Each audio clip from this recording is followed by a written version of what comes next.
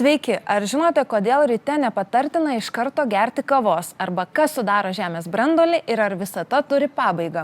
Su mumis šiandien ir vėl yra nuostabusis Doctor Karl, kuris pasiruošęs moksliškai atsakyti net į pačius netikėčiausius klausimus, kuriuos mums atsiuntėte.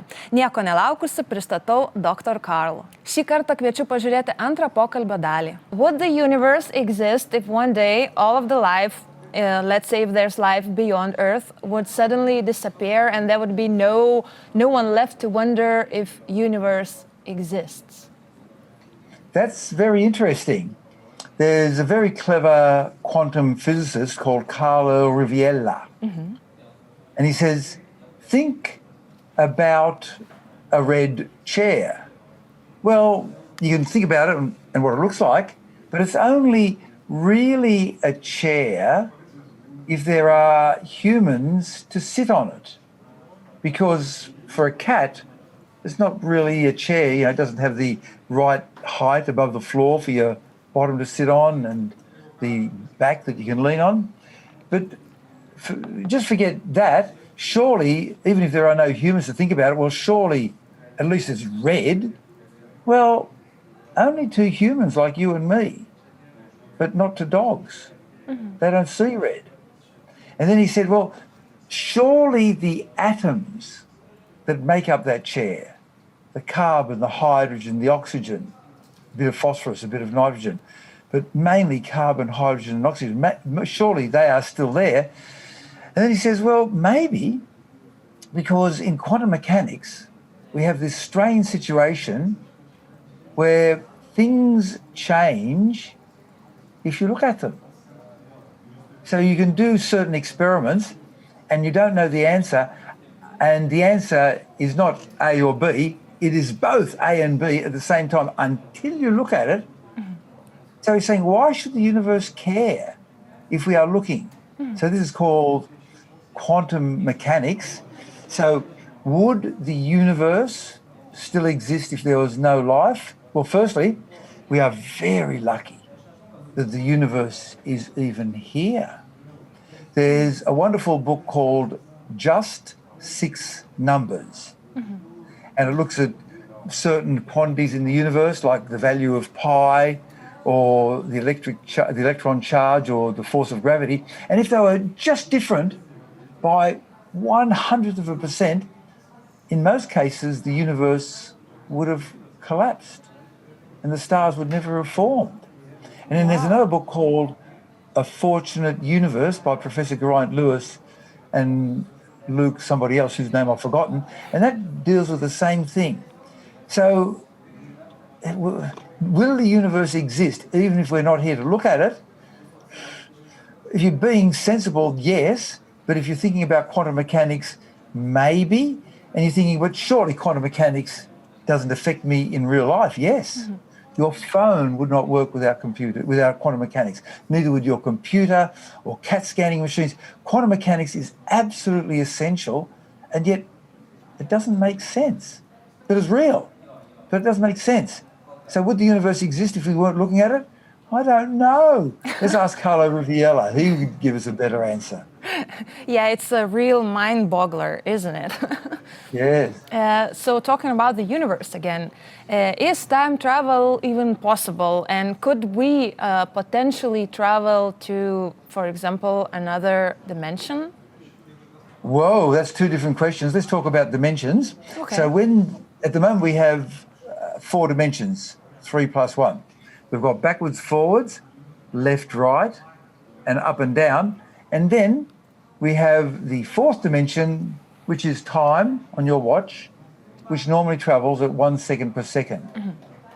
In 1905, Einstein kind of proved that we had 4 dimensions married together, and he wasn't a very good mathematician. He had really good ideas, but he was average as a mathematician. And so Minkowski in 1908 proved that time is married, is stuck to the other dimensions. Okay, when the universe began, there are about 11 or 12 dimensions. Not just 4, 11 or 12. And the other dimensions sort of folded up and went away, and we know they were there, but we don't know where they are now. Now, how's this, before we get back to time travel for you? One of those is an extra time dimension, and I have no idea what that would look like, but I would be willing to bet by the end of the century that we're in, our children and their children and nephews and nieces will be able to understand something about these dimensions and know and prove that they exist and maybe even travel there. That is a prediction, but remember, it's very difficult to make predictions, especially about the future. Yeah, of course. Okay, so that's the first part. Second part, time travel. There are two different ways to make a time machine. One is to get some really dense material like a neutron star, normally about 20 kilometres in diameter, and then turn it into a cylinder, 20 kilometres long and 1 kilometre in diameter, and then spin the outside at around 1,000 revolutions per minute, so it's going at half the speed of light, and then 1,000 revolutions per second, and then when you go into a tight orbit around it in a spaceship, according to the theory, we've never done the experiment, according to the theory, you would get taken back in time to when that cylinder of neutrons, 20 kilometres by 1 kilometre in diameter, to when it had been start spinning. Method number two involves wormholes. So suppose you've got a wormhole which takes you from there to there in 0 time. You still go there, instantly you're over here and back again. Take one end and move it very quickly at close to the speed of light for 1 hour. Well, its time will slow down. And then suddenly, this will be 1 hour behind that. So here it says it's 2 o'clock, but here it says it's 1 o'clock. So if you go through in one way, you go backwards in time, and you go forward. If you go through the other way, you go forwards in time.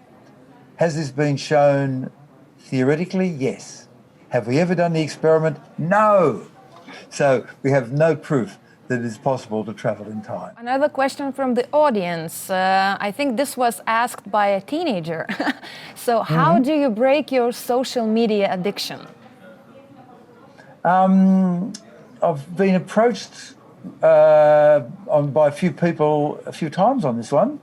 So I do a lot of radio, and on about 3 different occasions, I went to some radio stations, and then one of the producers pulled me aside to tell me that they were addicted to social media and what could they do about it. Now, think about how you work when you are producing a live talkback radio show. 1 million people out there, maybe 50 phones are ringing all the time, one person talking on the microphone, and maybe half a dozen producers. And each one answers a phone and says yes, no, gets an idea, types up something to make the announcer look good, and then passes it on and forgets about it. And again, and again, and again. And it's constantly, day in, day out, for 3 or 4 hours a day, very high speed, short-term repetitive work where you completely forget what you've done as soon as you've done one thing because you're doing the next thing. And the complaint was similar in each case. They were saying, I'm addicted to social media, I can't concentrate on anything. So when I'm at home with my partner, if we're having a meal, I have to pick up my phone and look at it. If we're watching TV, I have to pick up my phone and look at it. I can't even watch TV anymore. And I said, I don't know, let me think about it. And eventually I worked it out, and so I rang them back. And so I said, why don't you try getting a book that you read a long time ago, when you were a child or a teenager, and then go on a holiday without your mobile phone. And just try reading the book every day. And in each case, after about a week, they were actually able to read a book for 15 minutes. And then the next day, 20 and 30 and 40. So it takes a while, but you can break your addiction. But unfortunately, you've got to go cold turkey. You've got to abandon your social media. The social media really took off around 2009 with the introduction of the first proper smartphone, the Apple iPhone 3. The 1 and the 2, no good, but the 3 was perfectly good. And you could actually, I took one with me when I walked across Spain, and you could go on the interweb and you could do email, and it had a Spanish-English translator, and you could take photographs and take notes. And suddenly, middle school children had access to a phone, to a computer, without the supervision of their parents. And shortly after, we began to see what led to, 10 years later, a 3 times increase among young women, 10 to 14, of self-harm and suicide. So social media can be dangerous because you do a photo of yourself and you think, that looks lovely, and 40 people liked it. Well, then you want to go further and get 50 people to like it, and 500, and 1,000.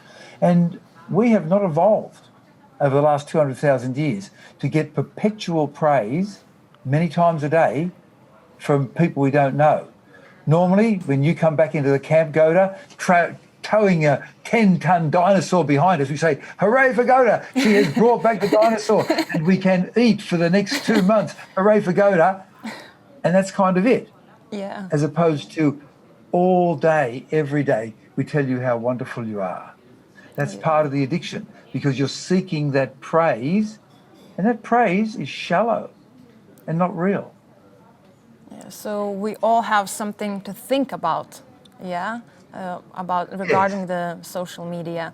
And now a little different question. Where do electric eels get their electricity from? They force charged particles to go to different places. They force positive particles to go there and negative particles to go there. And they do these with pumps.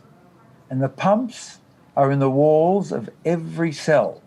But they've got a small number of cells that are specialised to do this in a special way. So firstly, you and me, Goda, we each have about 30 trillion cells in our body, and each cell has a membrane to keep the outside out and the inside in. And the membrane has little pumps. In Wikipedia, look up sodium-potassium pumps. Mm-hmm. And so they are powered by this chemical I talked about before, adenosine triphosphate, the energy molecule, and they force electrons, negative charges that way and positive charges that way. So all the cells in your body have got a negative charge on the outside and a positive charge on the inside, because these little pumps, powered by ATP, which is your energy molecule, which in turn is manufactured when you eat food, these pumps force the negative charges out and the positive charges in. And so you end up with a slight difference of charge. In the electric eel, you have the big version, where instead of just 80 millivolts, you've got much more, like a couple of 100 millivolts, and they're organised in layers. 100 millivolts here plus another 100 millivolts in series gives you 200, and then 400 and 800 until you get to thousands of volts. And we're just finding now that electric eels actually talk to each other with their electric charges. So in the same way we say, hi Goda, hi Karl, I might go zzz, and send 10 volts your way instead of 1,000, and you'll go, oh, that's nice. And so we go. Why is it impossible to sneeze with open eyes? You can sneeze with your open eyes, but it's really hard. Sneezing is a very important reflex. And the reason that it's so important is that once dirt gets into your lungs, it doesn't get out. You get dirt into your stomach, into your small intestine, it comes out the other end after a while. But if it goes into your lungs, well, it's there. So we have a filtration system here in the nose, and by the time the air hits the back of your throat, it has already been filtered and air conditioned up to 37 degrees C and 100% humidity. And then as it goes down, the dirt gets caught in little wet hairs called cilia, and they move like this. They sort of go, they push the dirt upwards up to here to the back of the throat, and many times a day you'll sort of go like this, and you'll swallow the dirt down, and it'll go from your pipe leading to your lungs to the pipe leading to your stomach, and then it's on the way out of your body. But sometimes you end up with dirt past where these little hairs called cilia are, and then you have another mechanism called the sneeze. And the sneeze is very, very important. The sneeze is to push that dirt out at high speed. You know, I don't know the speed, 50, 100 kilometres an hour. I don't know how fast it is. When you sneeze, you can sneeze, halfway across a room. I've seen little babies do that. They've been able to blow little stuff in their nose right across the room. Now, the sneeze is an automatic reflex, and it's wired in very powerfully because it's essential for life. And you can try really hard, and you can keep your eyes open. One of my friends was told that it was possible when she was in medical school, so she trained for about a week, and after a week she could sneeze with her eyes open, and then she thought, so what? So then she just kept on sneezing with her eyes shut. And in fact, sneezing is so important that sometimes it gets activated or stimulated by accident. Now, here's a question for you without notice, Dr. Goda. Do you know any people who, when they come from a dark room to a bright room, will suddenly sneeze once or twice or three times? I don't think so, but maybe our viewers, our audience knows that. Our director actually is lifting his hand saying that he knows people. It happens to 3% of the population. Especially when he's looking up in the sun, he says. Sun, yes. Yeah. So it happens in 3% of the population, and at one end is very soft. So you're thinking, I want to sneeze, I'm bored, I just want to get this sneeze over, I'll go and stare at the sun. Okay, chew. And at the other end, if you just go from a slightly dark room to a slightly brighter room, you will sneeze 7 times. Bang, bang, bang, bang, bang. And every time it's 7 times. Just a slight change in lighting. And we don't know why this happens, but we know that it's real. And we think that this is related to cross-wiring in the brain, combined with the fact that sneezing is a very powerful reflex. And our last question, unfortunately, for this time, but this was also sent in by our viewer. What is in the core of Earth and how do we know it? We know what's there because of waves of energy travelling through the Earth. These waves of energy are set off by earthquakes, and in fact, we've managed to put together a century's worth of earthquake observations from around the world, and we have built up a high-resolution version of the centre of the Earth. So, the Earth is about 6,000 kilometres from the surface to the middle. So let's start at the surface. The top 6 to 60 kilometres, depending on where you are, oceans or land, is solid. And then all the way down to about halfway to the centre, 3,000 kilometres down, and about 3,000 kilometres from the centre, we have rock. Very hot, molten, here's a strange word, gloopy rock. It kind of flows slowly under pressure and in fact can be the molten lava you see in volcanoes. And underneath that, we have a ball of liquid iron. And at the centre of that, we have a ball of solid iron. So when an earthquake goes off, it travels from one side of the Earth to the other, and sometimes it just travels a short distance to the nearest measuring station, and it just goes through the crust. Or sometimes it goes through the crust and the soft, gloopy rock. Or sometimes it goes through the crust, the soft, gloopy rock, and the liquid iron. And sometimes it goes right through the Earth straight, from this side of the Earth to the other side, and it goes through the solid core. And so by doing these measurements over and over, and measuring the time delay and seeing what sort of waves they are, and how they're affected, we can work out the structure of the Earth. And what we've worked out is that the center of the Earth, the solid ball of iron, is hotter than the surface of the sun. The surface of the sun is about 5,700 degrees, and this is hotter than that. Why is it hot? Because of the pressure of the overlying stuff and the radioactive decay of 3 elements: uranium, potassium, and thorium. And this heat flows from the center out. And so firstly, it's a ball of solid iron, bigger than the moon, that is very hot, hotter than the surface of the sun. And secondly, it's kind of a mirror image of the surface of the planet. So where you have the Himalayas bumping up, there you have a little dip in the solid iron core. And where you have the Pacific Ocean causing a dent in the surface, then you have a little bulge on the bottom. So the center of our Earth is an iron ball bigger than the moon, hotter than the surface of the sun, and a mirror image of what we have here on the surface, but a little bit rough. Wow, super interesting. Thank you, Karl, for your answers. It was fun and interesting as always. And thank you for your time, and see you soon again next time.